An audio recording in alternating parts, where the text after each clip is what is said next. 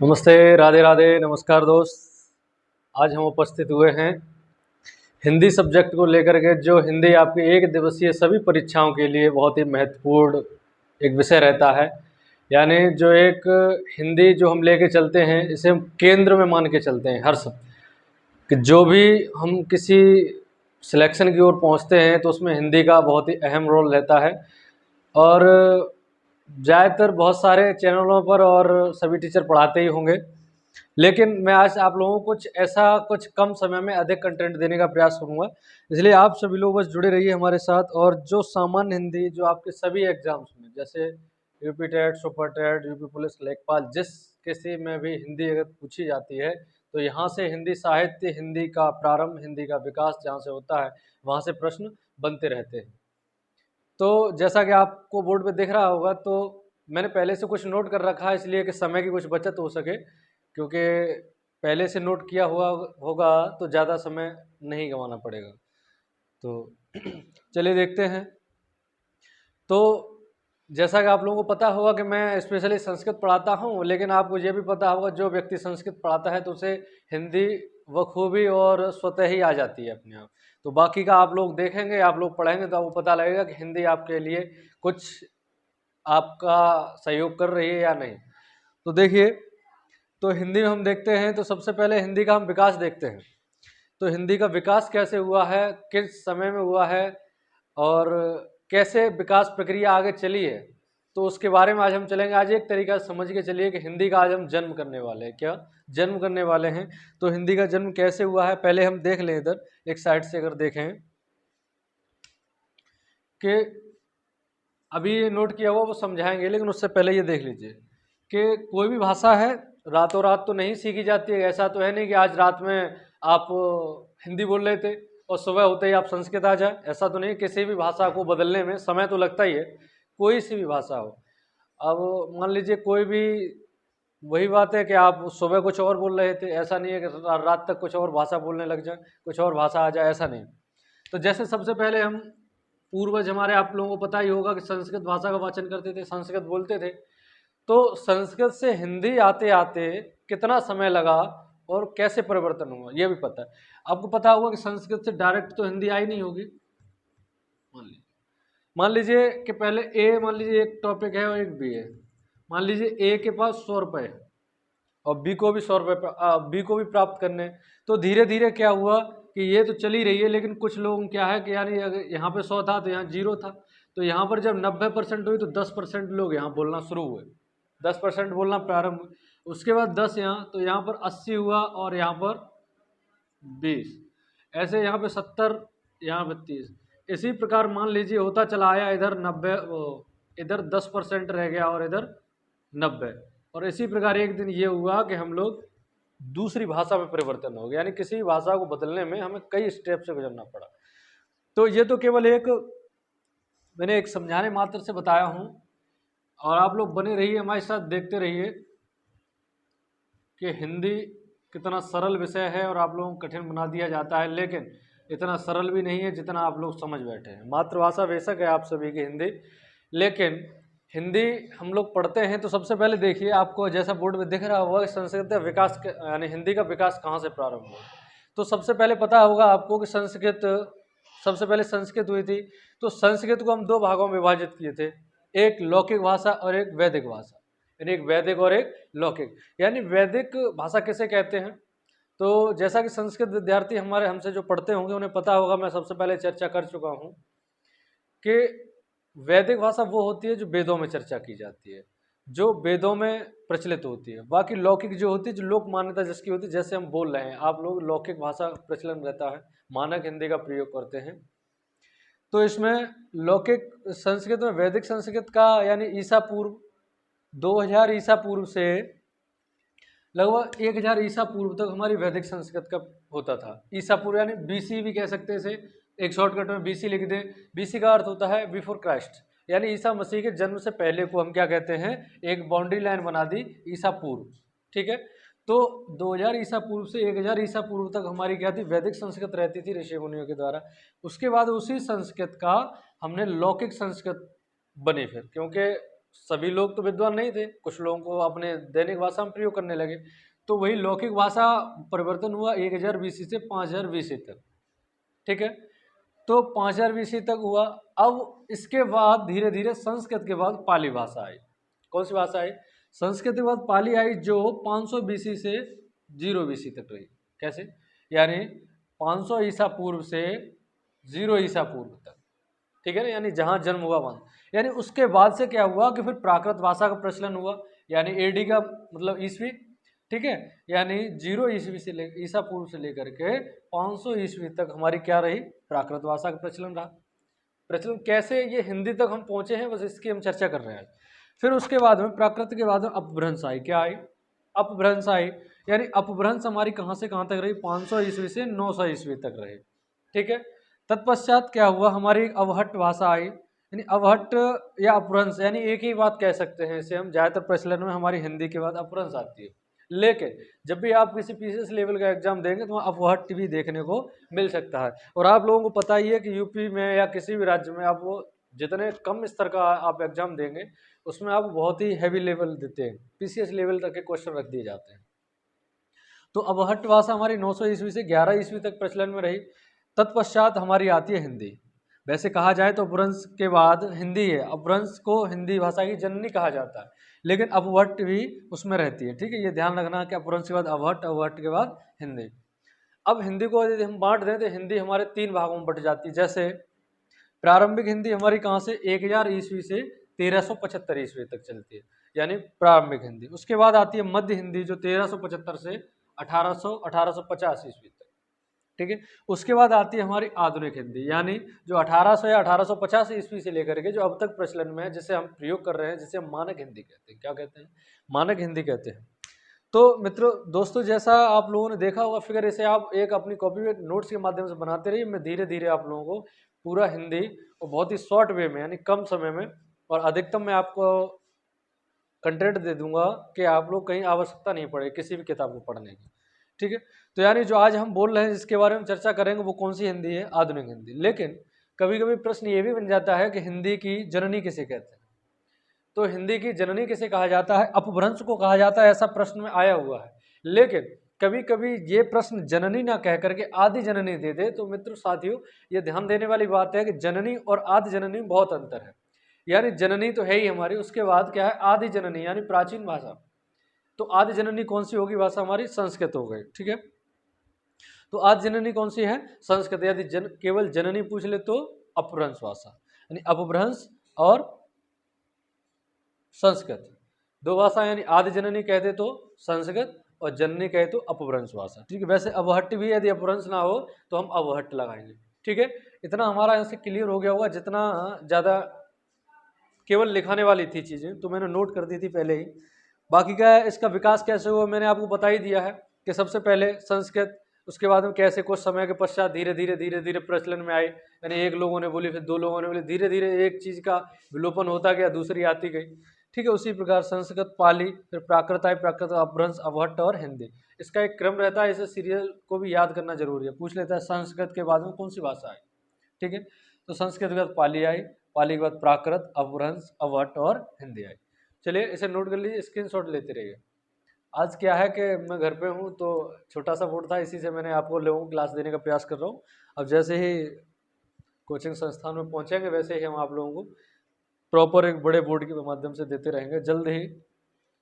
जल्द ही आप लोगों का सहयोग रहा तो जल्द ही डिजिटल बोर्ड का भी हम प्रावधान कर देंगे, इससे आप लोगों को और अच्छे से बेहतर कंटेंट हम प्रोवाइड करा सकें। चलिए यदि हम यहाँ पर देख लें, इसे हम साफ कर देते हैं, पढ़ते रहना। तो आदि भाषा कैसे कहा जाता है? हिंदी की आदि जननी कैसे कहा जाता है? तो आप लोगों को बता चुके हैं हम। आदि जननी यदि प्रश्न बन जाता है तो संस्कृत को कहते हैं, और यदि जननी केवल पूछ ले तो अपभ्रंश भाषा। ठीक है, और जो हम लोग भाषा बोलते हैं वो कौन सी भाषा होती है? अपभ्रंश होती है, यानी मानक हिंदी है जो हम लोग बोल रहे हैं, मानक हिंदी। यदि इसी भाषा का देखा जाए तो अब हम लोग पढ़ेंगे अपभ्रंश हिंदी। कौन सी? अपभ्रंश हिंदी या अपभ्रंश भाषा। कौन सी? अच्छा, बोर्ड दिख रहा है आपको इस मार्कर से? ठीक है, चलिए नहीं देखे तो आप बताते रहना। अपभ्रंश हिंदी, कोशिश कर रहा हूँ कि आप लोगों को अच्छे से दिख सके, ठीक है।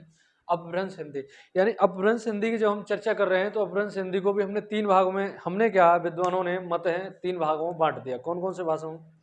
आप लोगों को पता होगा ज्यादातर भाइयों को, सौर सैनी, कौन सी? सौर सैनी, सौर सैनी अपभ्रंश, ये मैंने शॉर्ट में कर दिया, ये ध्यान रखना। सौर सैनी अपभ्रंश और तीन में है, ठीक है। अगला कौन सा है हमारा? अर्धमागधी अपभ्रंश, देखेंगे कौन सा है, अर्धमागधी अपभ्रंश, ठीक है, दिख रहा है, ठीक है। अर्धमागधी अपभ्रंश अगला है मागधी अपभ्रंश। कौन सा? मागधी अपभ्रंश, ठीक। अब हमने देख लिया कि अपभ्रंश हिंदी को हमने कितने भागों में विभाजित किया, यानी सौर सैनी अपभ्रंश में, अर्धमागधी और मागधी। अब इनके अंदर भी कुछ बोलियां हैं, कुछ भाषाएं हैं, इन सब का जन्म हुआ है। तो अर्धमागधी के अंदर कौन सी भाषा का जन्म हुआ है, मागधी के अंदर कौन सी भाषा का जन्म हुआ है, और सौर सैनी के अंतर्गत किस भाषा का जन्म हुआ है, तो इसके बारे में हम चर्चा डीपली करेंगे एक एक करके लेकर के। तो सौर सैनी अपभ्रंश में हमारे तीन भाग हो जाते हैं। जब हम सौर सैनी को पढ़ेंगे तो एक हमारा रह जाता पश्चिमी हिंदी। कौन सी? पश्चिमी हिंदी, ठीक है।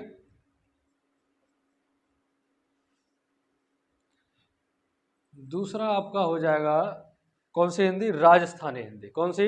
राजस्थानी हिंदी,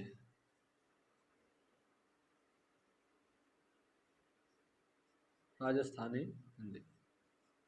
और अगले में है हमारे पहाड़ी हिंदी। कौन सी?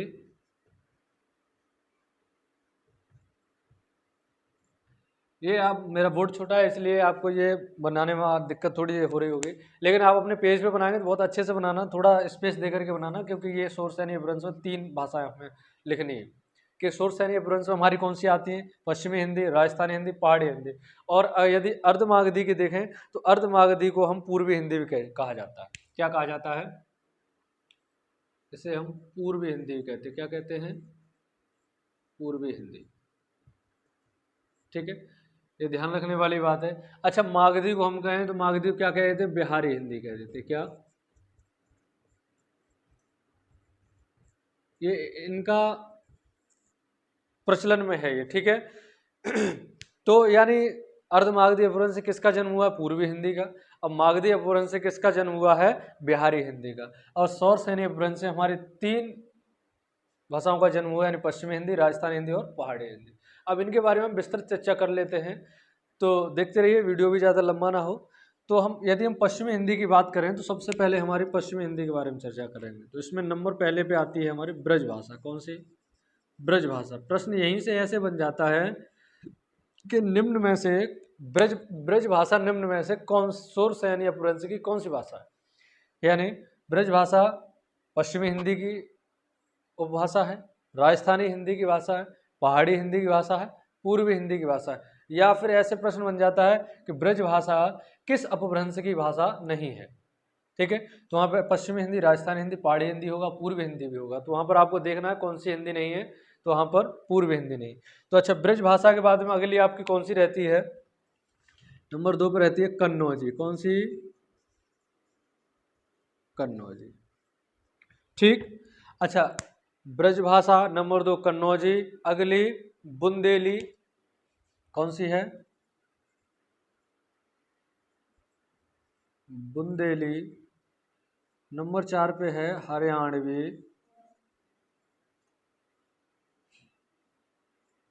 दिख रहा है? हाँ, ठीक, हरियाणवी, कौरवी और दक्षिणी। अगली नंबर 5 पे है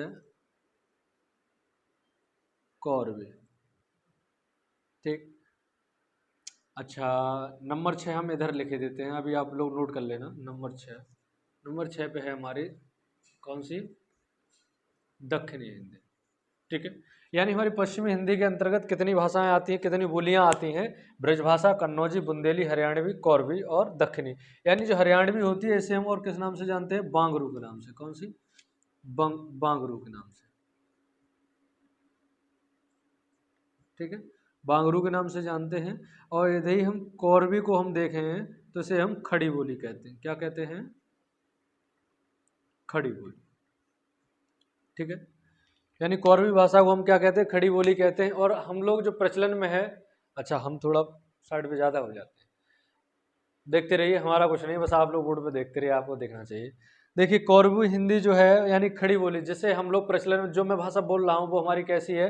पश्चिमी हिंदी की कौरवी भाषा है, यानी खड़ी बोली है।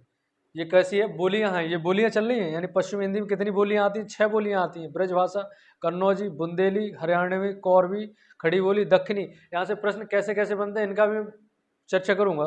यानी एक ब्रजभाषा, यहाँ भाषा लिखा हुआ है लेकिन ये भाषा नहीं, बोली है, ठीक है। और ये खड़ी बोली, बोली नहीं, खड़ी बोली जो है, अब ये भाषा है कि बोली, अब देखा जाए तो ये बोली है, ठीक है। तो इस प्रकार प्रश्न आए हुए हैं, पूछ लेता है कि बोलियां कितनी हैं, तो 18 बोलियां होती है, भाषाएं कितनी, ऐसे करके आगे और भी जैसे प्रश्न बनेंगे, यहाँ पर इसे आप नोट कर लीजिए, ठीक है। यदि हम खड़ी बोली का देखा जाए तो जो हम लोग प्रचलन में जिसे बोलते हैं, इसका विकास कहाँ से प्रारंभ माना जाता है? मेरठ क्षेत्र से। यानी खड़ी बोली जो होती है इसे मानक भाषा कह सकते हैं, हमारी हिंदी भाषा की जो मानक भाषा होती है, इसे मेरठ क्षेत्र से इसका प्रारंभ होता है, ठीक है। यानी कौरवी भाषा का। नोट कर लिया आपने? नोट करते रहिए। अगला हम चर्चा करते हैं राजस्थानी हिंदी, ठीक है। जगह नहीं, जगह का अभाव है, बोर्ड छोटा है थोड़ा, कोई दिक्कत नहीं।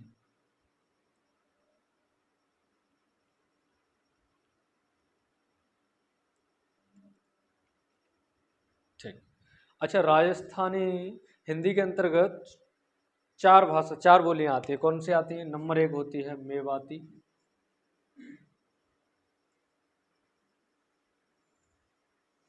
ठीक है, ये राजस्थानी हिंदी में चल रहे हैं हम लोग। कौन कौन सी होती है? मेवाती, अगला मारवाड़ी, मारवाड़ी, ठीक है। नंबर 3 अगली है मालवी,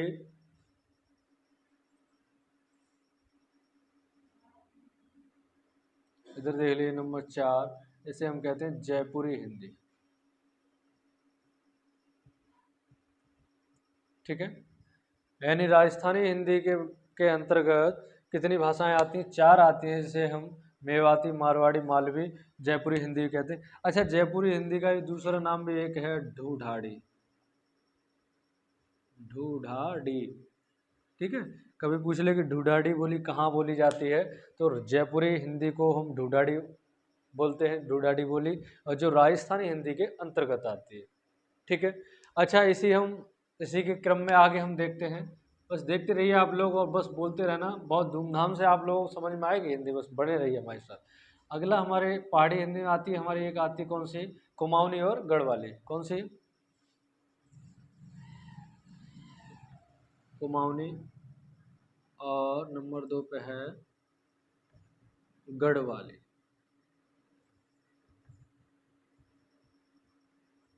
ठीक है। यानी पहाड़ी हिंदी के अंतर्गत कौन कौन सी भाषा, कौन सी बोलियां आती हैं? कुमाऊनी और एक गढ़वाली, ठीक है। यदि अब हम यहाँ पे देखें तो हमें पढ़नी कौन सी? खड़ी बोली। आज मैं सिर्फ अभी इन्हीं की चर्चा कर रहा हूँ, अभी अर्धमागधी की चर्चा करनी है, मागधी अपभ्रंश की भी चर्चा करनी है, इनके अंतर्गत कितनी होती हैं, सभी आप लोगों को 18 बोलियां मिलेंगी देखने को, ठीक है। तो आज हमने चर्चा की है, वीडियो को ज़्यादा लंबा ना हो जाए इसलिए मैं कोशिश कर रहा हूँ कि धीरे धीरे आपको 1-2 क्लास में आपको पूरा एक लेक्चर करवा दें, ठीक है। अब जैसे ही हम लाइव के माध्यम से देना प्रारंभ करेंगे, आपको हम पूरा देते रहेंगे। सबसे पहले हम देखते थे कि हमारी कौन कौन सी भाषाएं थी। सबसे पहले हमारी संस्कृत से विकास हुआ था, संस्कृत के बाद पाली, प्राकृत, संस्कृत, पाली, प्राकृत, अपभ्रंश, अबहट और हिंदी, यही थी। एक बार फिर आप लोग देख लेना, कौन सी थी? संस्कृत, पाली, प्राकृत और अपभ्रंश, अबहट और हिंदी, ठीक है। ये हमारी 6 थी। इसके साथ साथ उसी के अंतर्गत हमने देखा था कि अपभ्रंश हिंदी, जो हमारी अपभ्रंश हिंदी थी, जो हिंदी की जननी कही जाती है अपभ्रंश हिंदी, उसके अंतर्गत हमारी कितनी उपभाषाएं आती हैं, कौन कौन सी हिंदी आती है, यानी शोरसैनी अपभ्रंश आती है, अर्धमागधी अपभ्रंश और मागधी अपभ्रंश।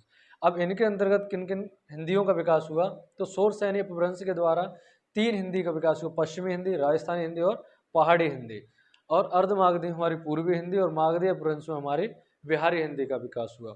तो हमने पश्चिमी हिंदी के अंतर्गत देखा कि ब्रज भाषा एक बोली है, कन्नौजी बोली है, बुंदेली, हरियाणवी, कौरवी।